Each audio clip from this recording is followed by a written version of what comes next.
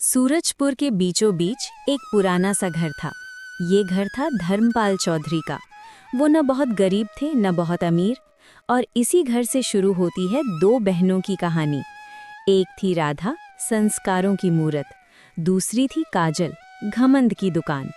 शुरुआत में दोनों बहनें साथ साथ पली थीं, एक ही थाली में खाना, एक साथ सोना।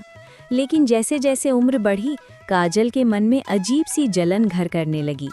गांव में लोग राधा की तारीफ करते थे। ये बात राधा तो देवी जैसी है, बिल्कुल माता सीता जैसी शांत और दयालु। ऐसी बहू मिले तो घर स्वर्ग बन जाए। ये बातें काजल के कानों में जहर बनकर उतरती थीं। मैं सुंदर हूँ, तेज हूँ, फिर सब राधा की तारीफ क्यों? राधा सब समझती थी, लेकिन चुप रहती थी। उसे लगता था छोटी बहन है, समय के साथ समझ जाएगी। शादी का समय। एक दिन धर्मपाल ने दोनों को बुलाया। राधा ने सिर बेटियों, अब तुम्हारी शादी का समय आ गया है। राधा ने सिर झुका लिया। काजल की आंखों में चमक आ गई। पहले राधा के लिए रिश्ता आया शिवम का, गरीब किसान मगर दिल से सच्चा। काजल हंस पड़ी। दीदी को तो खेतों में काम करने वाला मिल गया। देखा बाप, वो गरीब है लेकिन मेहनती और ईमानदार है। जैसा आप ठीक समझे बाबूजी। काजल के लिए रिश्ता आया अभिषेक का, शहर का बड़ा व्यापारी। पक्का मकान, नौकर चाकर, गाड़ियां। काजल का घमंड आसमान छूने लगा।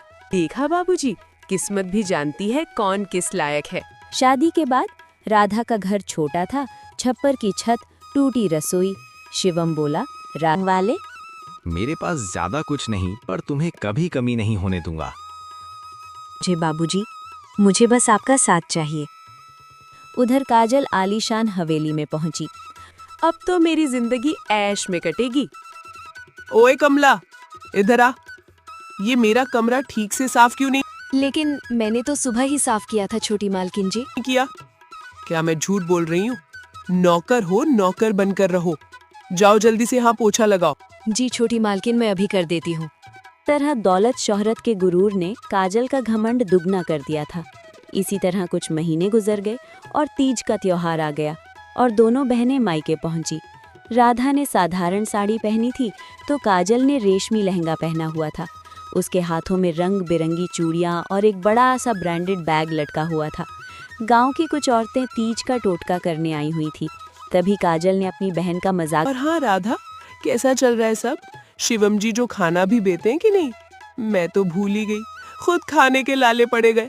तुझे कहाँ से खिला? काजल की कड़वी बातें सुनकर राधा का दिल टूट गया, लेकिन अपनी बहन को नीचा दिखाकर काजल को बड़ा मजा आया। दिन ढलने पर दोनों बहनें अपने अपने घर लौट गईं। दिन गुजरने लगे। राधा की जिंदगी आसान नहीं थी। सुबह सूरज निकलने से पहले उठना, चूल्हा जलाना, खाना बनाना, पति शिवम के साथ खेत जाना और दिन भर कड़ी मेहनत करना। शाम होते होते राधा थककर चूर थी, लेकिन उसने कभी शिकायत। सुनो राधा, क्या तुम मुझसे नाराज हो क्योंकि मैं तुम्हें वो आराम की जिंदगी नहीं दे पा रहा जिसके बारे में तुमने सोचा होगा? अरे नहीं नहीं, आप ऐसी बातें क्यों कर रहे हैं? आप जैसा इतना प्यार करने वाला पति मुझे मिला, और क्या चाहिए? हम दोनों साथ हैं तो ये मुश्किल वक्त भी गुजर जाएगा। होगा। अच्छा चलो, आज का खाना मैं बनाता हूँ, तुम बैठकर आराम। अरे नहीं नहीं, मैं बना दूंगी। आप कैसे बनाएंगे? करो। क्यों? मैं क्यों नहीं बना सकता? आज मैं अपनी प्यारी सी पत्नी को अपने हाथ से बनाकर खाना खिलाऊंगा। तुम बस बैठो और आराम करो। नहीं की। इस तरह शिवम ने चूल्हा जलाया, खाना बनाया और उसके बाद अपने हाथों से राधा को खाना भी खिलाया। एक तरफ जहां शिवम अपनी पत्नी राधा से बहुत प्यार करता था, तो वहीं दूसरी तरफ काजल को पूरा ऐशो आराम मिल रहा था। लेकिन एक चीज की कमी उसे खलने लगी थी, और वो था पति का प्यार और इज्जत। एक रोज जब काजल नहाकर बाहर आई तो सिर पर पल्लू रखना भूल गई। तभी उसकी सास ममता ने उसे देख लिया। अरे मोही, मायके से कुछ सीखा नहीं क्या? घर में बहू कैसे रहती है, उसके तौर ठिकाने पता है कि नहीं?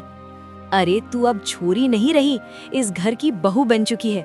कम से कम इसकी मर्यादा का ख्याल तो रख। अरे खिलाएंगे। माफ कीजिए मम्मी जी, गलती हो गई, आगे से ध्यान रखूंगी। रख? अरे क्या खाक ध्यान रखेगी? पता नहीं उन्होंने क्या देखकर तुझ जैसी 2 कौड़ी की लड़की से मेरे फूल से बच्चे की शादी कर दी। गरीब गमार कहीं की। अपनी सास की बात सुनकर काजल का दिल टूट गया। उसने जो ऐशो आराम सोचा था वो तो उसे मिला था, लेकिन उसके बदले में उसके हक का प्यार और इज्जत उससे छिन गई थी। शुरुआत में काजल की जिंदगी किसी रानी से कम नहीं थी। रेशमी साड़ियाँ, गहने, कपड़े, नौकर चाकर, लेकिन धीरे धीरे उसे एहसास होने लगा कि पति के प्यार बिना ये सब चीजें अधूरी हैं। अभिषेक दिन भर दुकान में रहता, शाम को घर आता थका हुआ और सीधे ही खाना खाकर सो जाता। इससे परेशान होकर एक दिन गीता ने कहा, मोहन ने काजल तुम मेरे लिए समय क्यों नहीं निकालते? मोहन ने काजल की बात सुनकर बड़े ही सख्त लहजे में जवाब दिया। औरत हो, औरत बनकर रहो, ज्यादा सवाल जवाब मत किया करो। तुम्हें सारा ऐशो आराम मिल रहा है, यही बहुत है। माँ। काजल, जिसे अपने हुस्न पर गुरूर था, वो अभिषेक की बात सुनकर चकनाचूर हो गया। खैर, कुछ और दिन ऐसे ही गुजर गए और एक दिन खबर आई कि अभिषेक का एक बड़ा सौदा डूब गया है। कारोबार में बड़ा भारी नुकसान हो गया था। माँ, दुकान में बहुत बड़ा नुकसान हो गया है। जो बड़ा ऑर्डर आया हुआ था वो अचानक से क्लाइंट ने मना कर दिया।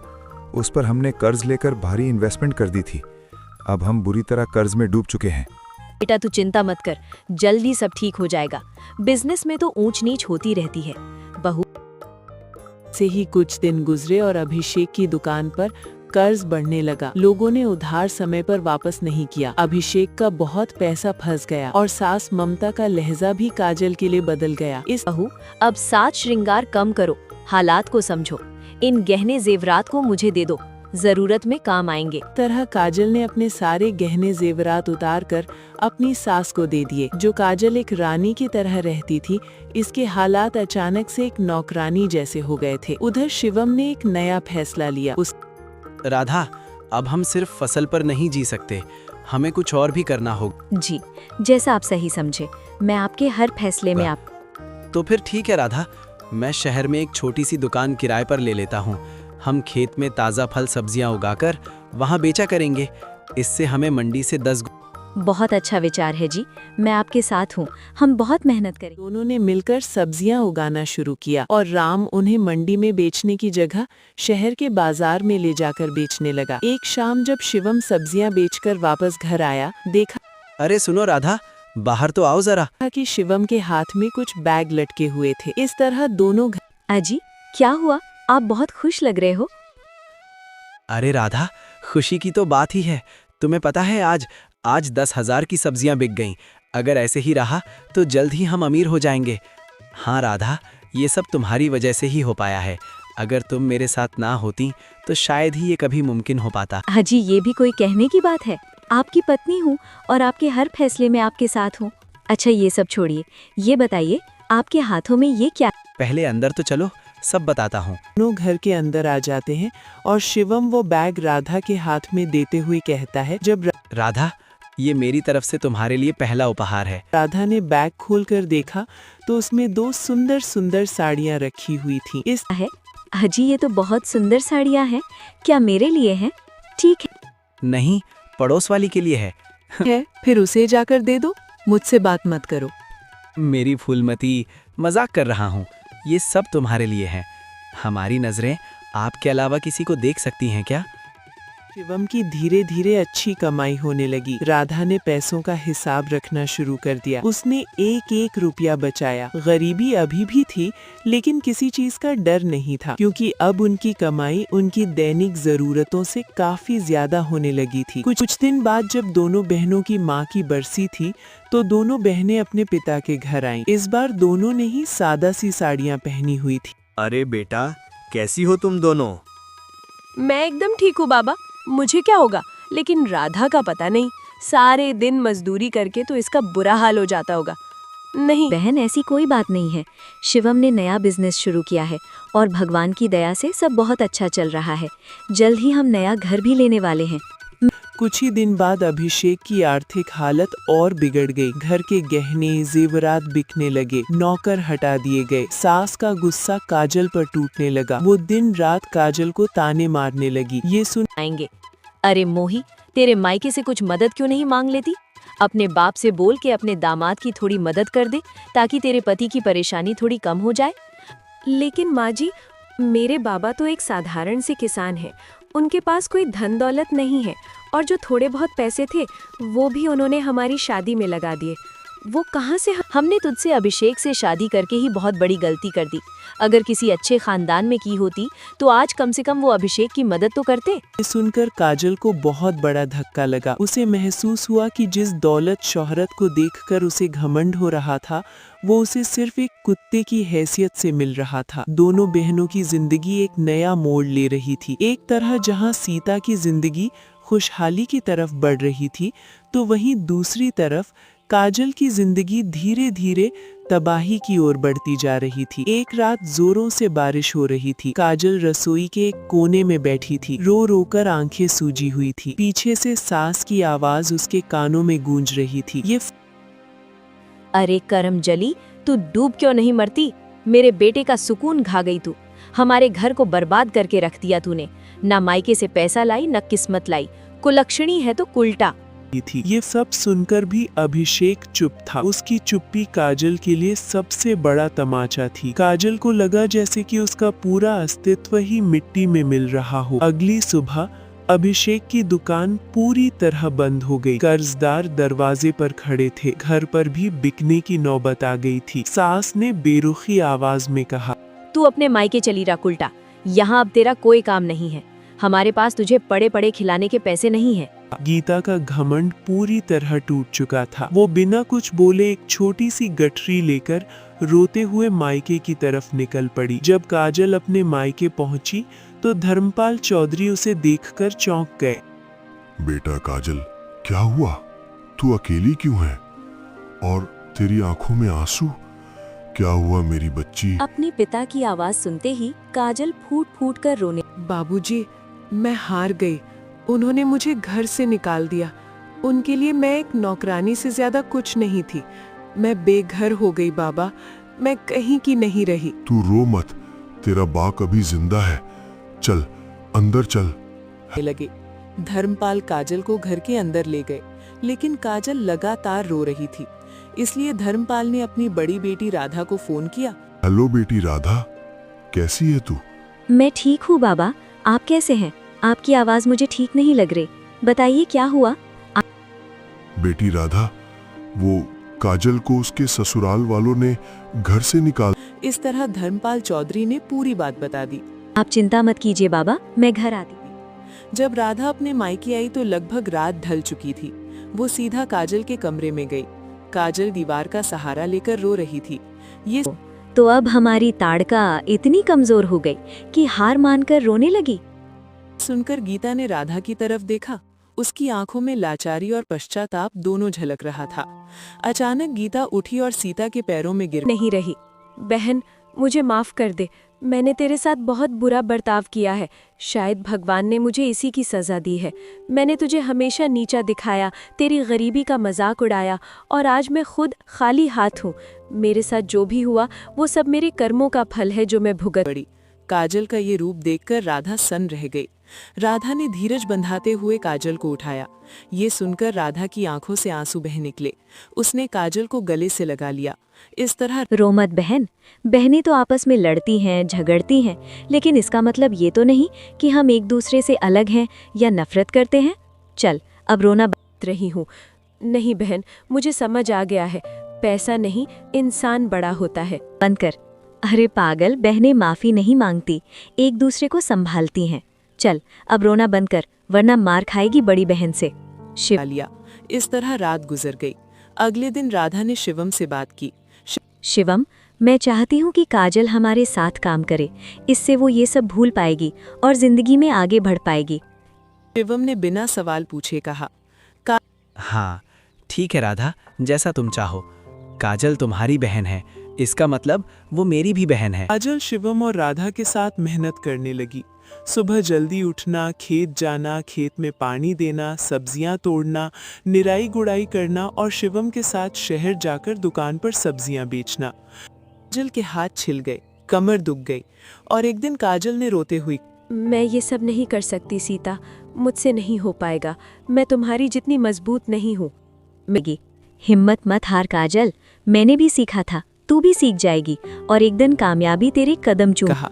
इसी तरह दिन बीतने लगे। काजल ने शिवम और राधा के साथ काम करके कुछ पैसे इकट्ठे किए और खुद का एक रेस्टोरेंट खोलने का निश्चय किया। शिवम और राधा ने काजल का साथ दिया और जल्द ही काजल और राधा ने मिलकर पार्टनरशिप में शहर के बीचों बीच एक रेस्टोरेंट खोल लिया। रेस्टोरेंट बहुत अच्छा चलने लगा और जल्द ही राधा और काजल का नाम स्टार्टअप आइकन गर्ल्स के रूप में मशहूर हो गया। एक दिन अभिषेक धर्मपाल के घर आया। नमस्ते पिताजी, गीता कहाँ है? अब तुझे काजल से क्या काम है? उसे दिया दुख काफी नहीं था क्या, जो तू फिर से चला आया जले पर नमक छिड़कने? ऐसा मत बोलिए पिताजी, मुझसे भारी गलती हो गई। मैं काजल को वापस अपने साथ ले जाने आया हूँ। मैं इतनी परेशानियों के बीच क्या सही है और क्या गलत समझ ही नहीं पाया। ऐसा मत। बेटा, जो इंसान सही गलत ना समझ पाया इसलिए मेरी बेटी को छोड़ दिया, तो उस इंसान के साथ मैं अपनी बेटी को दोबारा कैसे भेज दूं? वो मेरी बेटी को इंसान नहीं कोई सामान समझता हो। बोलिए पिताजी, मुझे अपनी गलती का एहसास है। मैं फिर कभी ऐसा नहीं करूंगा। मोहन बोल ही रहा था कि तभी पीछे से राधा और काजल भी वहां आ गई। अभिषेक, तुम यहाँ क्या मैं काजल को अपने साथ वापस ले जाना चाहता हूँ। कर रहे हो? इतना सब करके तुम्हारा मन नहीं भरा कि तुम वापस आ गए? राधा, तुम बीच में मत बोलो। मैं काजल से बात कर रहा हूँ, तुम हमारे बीच मत आओ। आ गई। अभिषेक की बात सुनकर काजल ने तीखे अंदाज में, मिस्टर मोहन, तमीज में रहकर बात कीजिए। आप मेरी बहन से बात कर रहे हैं और मुझे ये बताइए, आज अचानक आपको मेरी याद कैसे आ गई? क्योंकि मुझे अपनी गलती का एहसास है। मैं तुम्हें वापस अपने साथ ले जाना चाहता हूँ। क्या मजाक है? मैं तुम्हारा सोच अच्छे से जानती हूँ। आज मेरे पास दौलत शोहरत आ गई तो तुम्हें मेरी याद आ गई। तुम सिर्फ लालची इंसान हो मोहन, बिन पेंदे के लोटे की तरह, जो आज यहाँ तो कल वहाँ। अपनी हद में रहो काजल, तुम मेरी बेइज्जती कर रही हो। बेइज्जती उसकी की जाती है जिसकी कोई इज्जत हो। आप जैसे लोगों की तो कोई इज्जत नहीं होती। अब चले जाइए यहाँ से, वरना हमें धक्के देकर बाहर निकालना पड़ेगा। मैं तुम सबको देख लूंगा। हाँ, देख लेना। अब जा यहाँ से। मैं कहा। इस तरह अभिषेक आग बबूला होकर वहां से चला जाता है। इसके बाद दोनों बहनों ने बहुत तरक्की की और राधा और शिवम ने मिलकर काजल के लिए बहुत अच्छा लड़का ढूंढा और काजल की शादी कृष्ण से करवा दी और इस तरह दोनों बहनें खुशी खुशी रहने लगी।